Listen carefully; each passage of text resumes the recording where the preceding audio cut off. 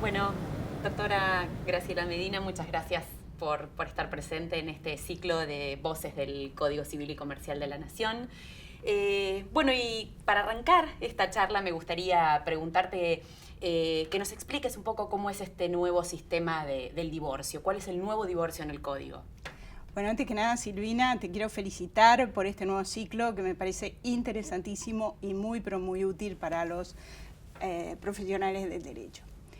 El divorcio cambia fundamentalmente en el Código. Se desaparece el divorcio sanción y desaparece el divorcio por causa, y el divorcio va a ser incausado.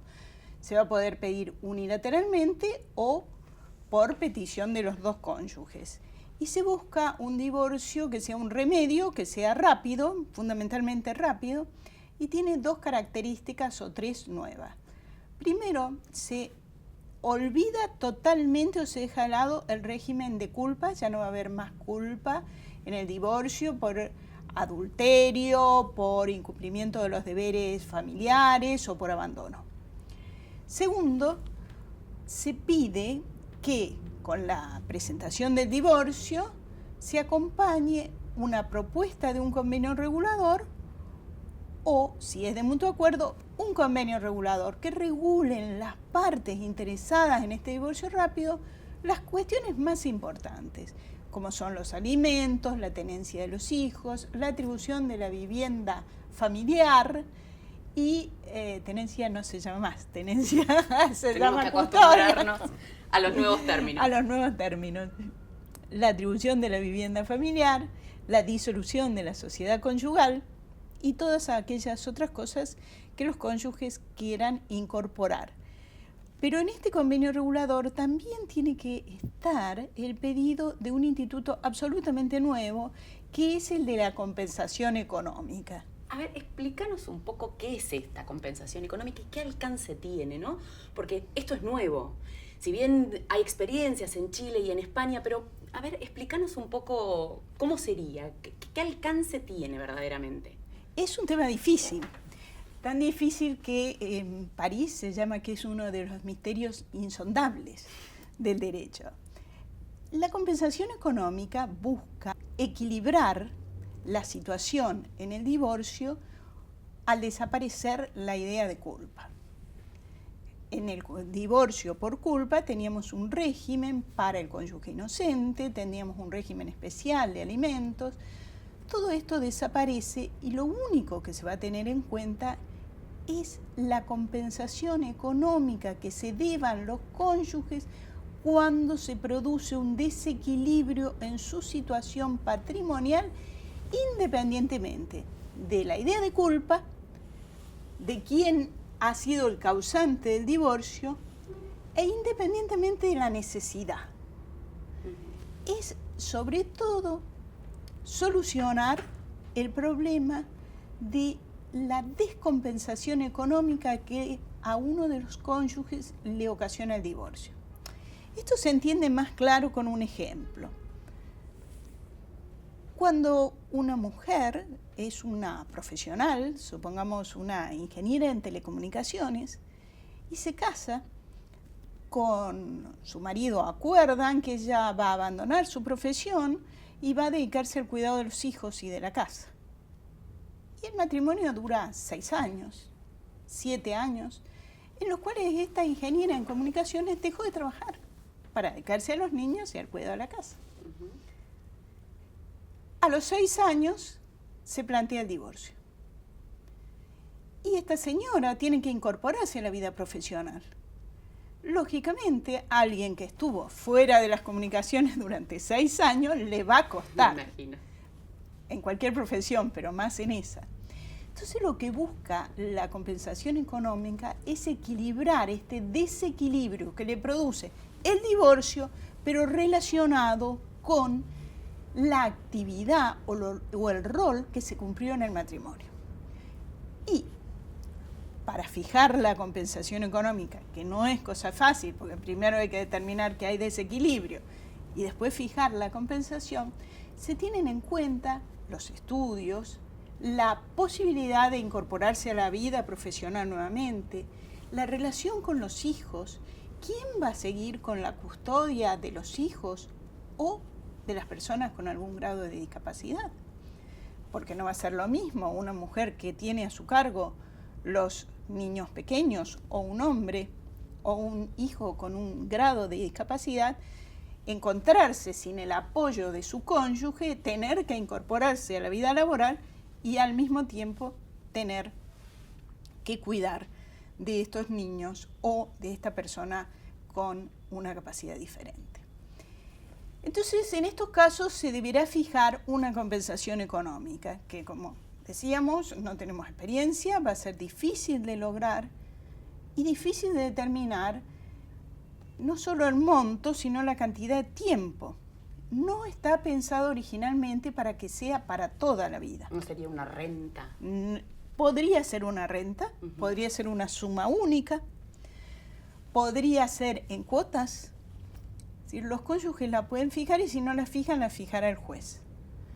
Pero lo que sí tiene que quedar en claro que no es ni igualar la situación que vivían en el matrimonio, ni necesariamente de por vida.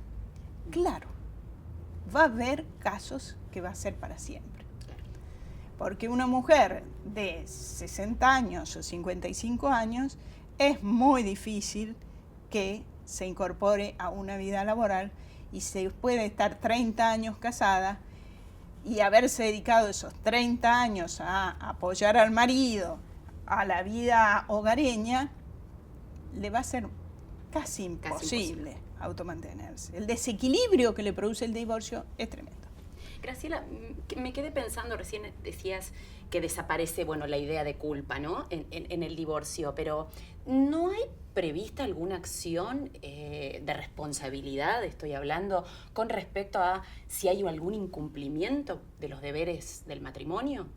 En realidad no hay prevista una acción específica porque este es un código y el derecho de familia no es independiente del resto del ordenamiento, sino que está incluido adentro de todo el Código Civil y Comercial y se le aplican las mismas normas. Lógicamente que sí, que va a haber responsabilidad, pero ya no por los daños y perjuicios producidos por el divorcio, sino por los daños producidos por el incumplimiento de los deberes matrimoniales.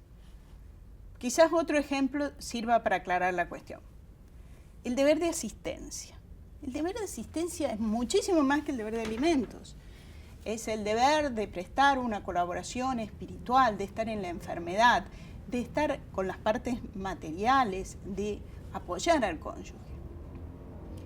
Si uno de los cónyuges, no vamos a poner siempre a la mujer inocente, Cierto, incumple este deber de asistencia y causa un daño, funcionará la responsabilidad civil para indemnizar el daño causado. Las pautas generales de responsabilidad Las pautas civil. generales, porque no, los alimentos no compensan el daño.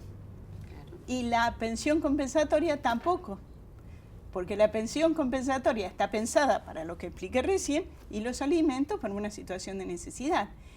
Y a esta señor o señora que le causaste un daño, es ilógico que quede sin reparar. Te voy a contar un caso de unos tribunales italianos y después te voy a contar un caso que resolvimos nosotros en la Cámara Civil de San Isidro. El del tribunal italiano se trataba de una pareja que la mujer vivió 4 años encerrada en el hall de entrada de su casa. Evidentemente tendría algún problema psiquiátrico, pero el marido que vivía con ella nunca la auxilió, ni le dio apoyo ni la llevó al médico. Cuando la sacaron a los 4 años, el deterioro mental de la mujer era irrecuperable. Y demandó por daños y perjuicios a su marido, y el tribunal le hizo lugar, diciendo que el daño psiquiátrico era producido por la enfermedad de base, pero que el agravamiento fue por la falta de ese deber esencial del matrimonio, que es la asistencia. Esto también se ve claro en la violencia. Si uno es víctima de violencia en el matrimonio, no veo por qué no vaya a ser reparado. Y hasta en el deber de fidelidad. Porque el deber de fidelidad pasa a ser un deber moral, pero esto no quiere decir que no pueda dar lugar a daños y perjuicios.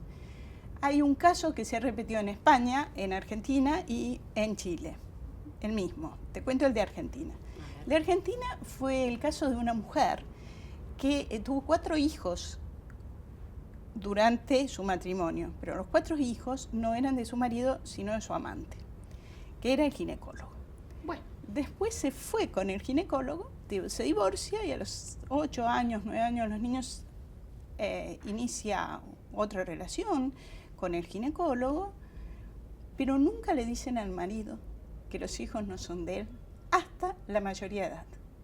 Cuando los niños alcanzan la mayoría de edad, les hacen iniciar acciones de impugnación de la paternidad y le dicen que no son hijos de él. El marido evidentemente no tiene acción derivada del divorcio por el tiempo que llevaban divorciados, pero inicia daños y perjuicios por este tremendo daño que la infidelidad de su mujer le ocasionó al atribuirle 4 hijos. El Tribunal de San Isidro le hizo lugar, la Cámara de San Isidro, con voto del doctor Arasi y voto mío. En España también se dio el mismo caso y en el Tribunal de La Serena también se dio el mismo caso, que se hizo lugar en la Cámara y ahora está en la Corte Suprema de Chile. bueno, Graciela, un tema que está dando lugar a mucha polémica y mucha discusión doctrinaria es sin duda la aplicación de la ley en el tiempo, ¿no? Y el artículo 7, y si este artículo 7 da todas las respuestas que necesitamos.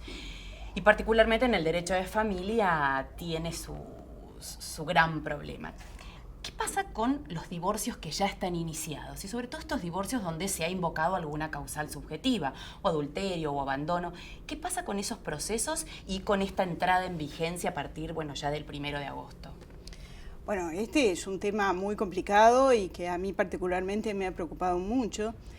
Justamente en la revista Derecho de Familia de la Ley hay un artículo publicado sobre la aplicación de la ley en el tiempo en los procesos de divorcio en el 2012, donde explico por lo menos 14 o 15 casos que se podrían presentar que son muy dudosos de cómo se puede resolver. Por supuesto que el artículo 7 no da respuesta a todas las situaciones y que va a llevar un tiempo hasta que se genere una jurisprudencia.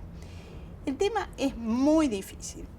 La primera hipótesis que se te puede plantear es que se haya iniciado un proceso por causales subjetivas, por ejemplo, por abandono o por injurias, hayan contestado la demanda el cónyuge y esté en estado de dictar sentencia. ¿Corresponde dictar sentencia declarando un cónyuge inocente u otro culpable cuando este régimen no tiene ninguna consecuencia más? A mí me parece que no, que en el caso que no se haya dictado sentencia, hay que adecuar el procedimiento y mandar a las partes o solicitar a las partes que presenten una propuesta de acuerdo de convenio regulador o un convenio regulador de sus situaciones y después dictar sentencia de divorcio. Esto tiene diversas implicancias procesales importantes, porque los cónyuges habían solicitado otra cosa y preocupa mucho a los abogados. Preocupa mucho a los abogados porque un proceso de esta naturaleza demora no menos de 3 años. Han presentado prueba, han defendido a sus partes, han alegado y han esperado que se les regulen los honorarios como perdedores o ganadores. Y ahora los honorarios van a ser por un divorcio sin atribución de culpa, sin causa, y seguramente no va a haber ni perdedores ni ganadores, entonces va a ser por su orden. Al menos el primer fallo que se conoce, que es un fallo de Corrientes, se atribuyeron las costas por su orden. Yo no sé si esto es tan justo, pero de no serlo, de no hacer así, debería discutirse solo el tema de la culpabilidad para regular los honorarios. No parecería lo más justo. Lo más justo no parecería. Segunda hipótesis difícil de resolver es el caso en que ya haya sentencia de divorcio en la cual hayan declarado culpable al marido, inocente a la mujer, y el señor haya apelado a la Cámara. Se hayan expresado agravios. Esta primera sentencia de primera instancia no causa estado, porque es una sentencia que está apelada, no está firme. ¿Qué debe hacer la Cámara en estos casos?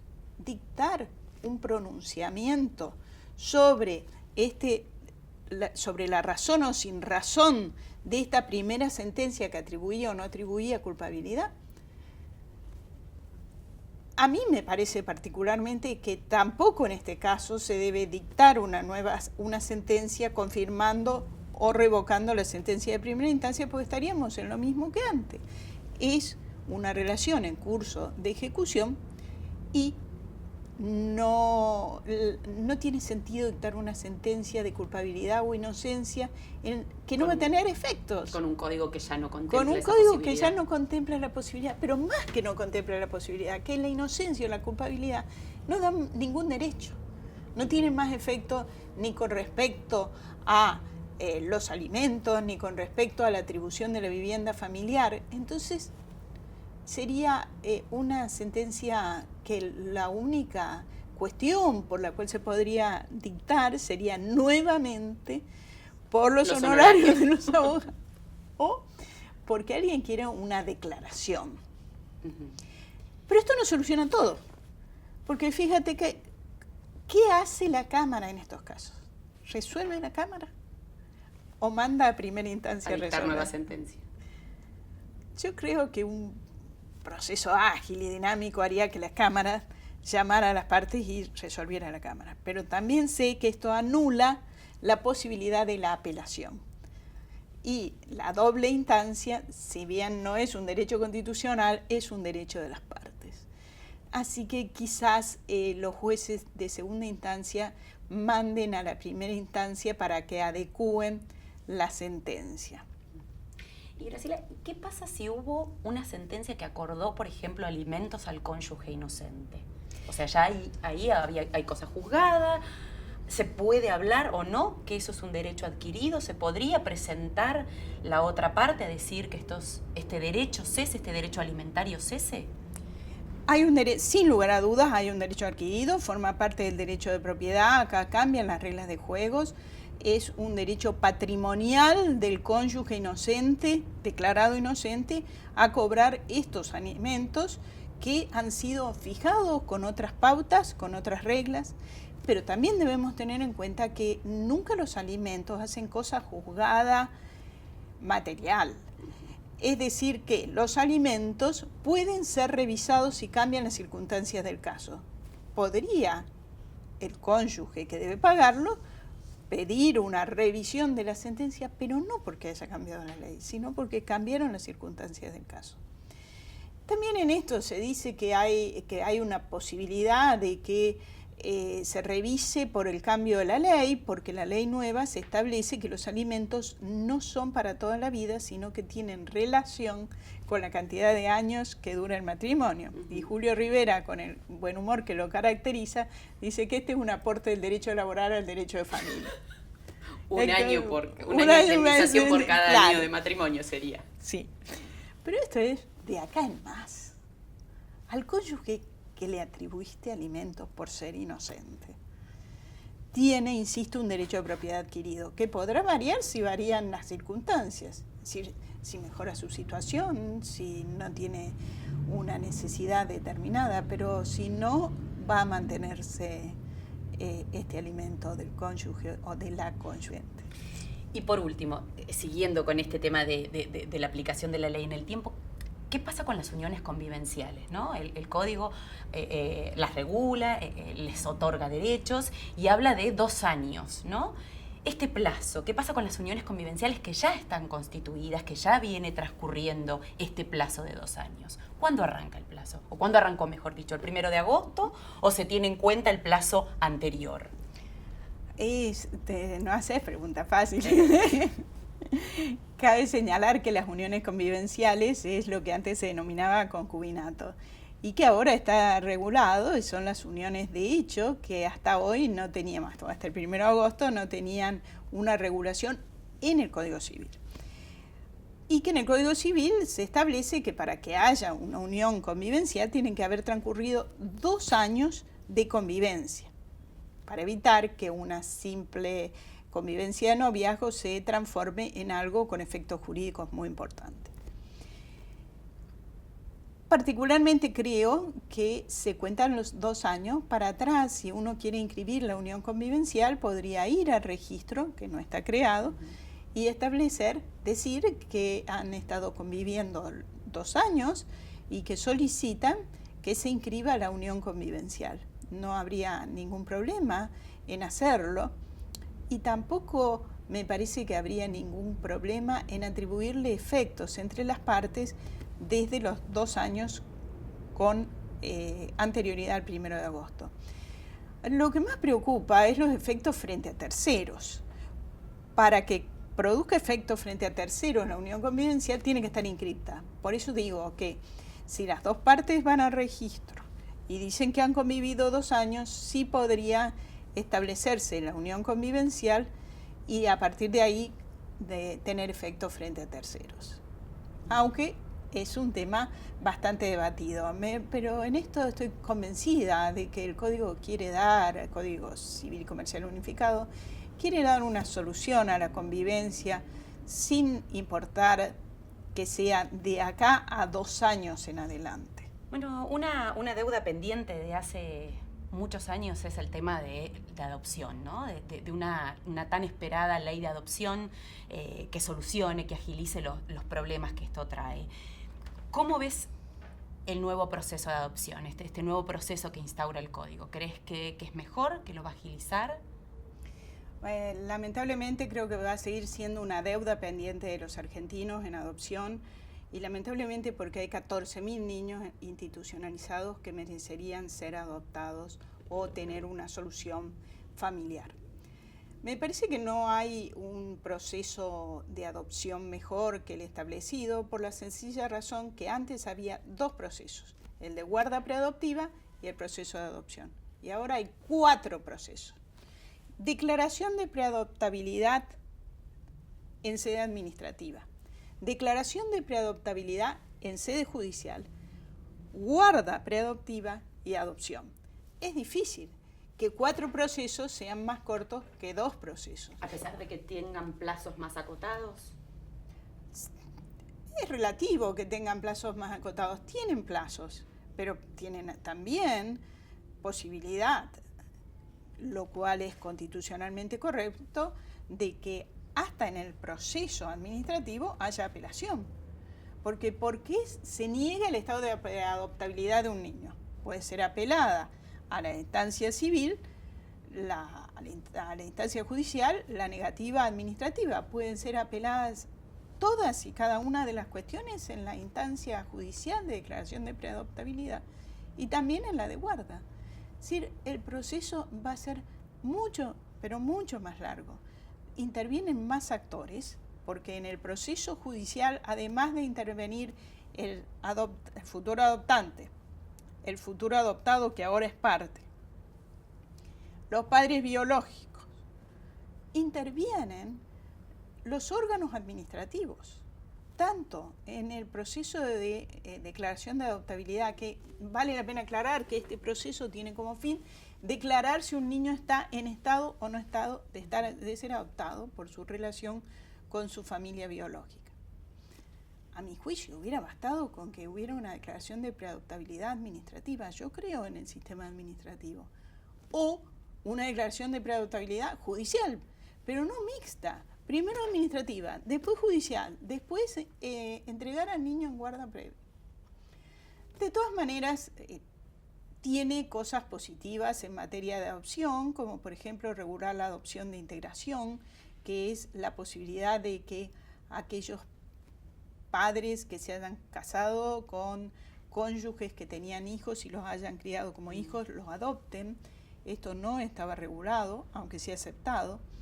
La posibilidad de que adopten en forma conjunta a las personas que viven en unión convivencial, que no era aceptado, debía ser una pareja matrimonial. La posibilidad ya aceptada con la ley 26.618 de que adopte una pareja de personas del mismo sexo, tanto hombres como mujeres. La posibilidad de que la obligación de dar a conocer los orígenes, es decir, dar a conocer al adoptado que es que su origen es adoptado, la obligación de guardar toda la documentación para ponerla a su disposición. Estas son todas cosas positivas que han sido recogidas de una jurisprudencia larga en el país, pero el procedimiento en sí es kafkiano. No, parece que no terminará nunca. Bueno, Graciela, muchísimas gracias, un placer tenerte, muy esclarecedora como siempre y bueno, te esperamos pronto. Muchas gracias. Nueva felicitación por este nuevo ciclo. Muy bien.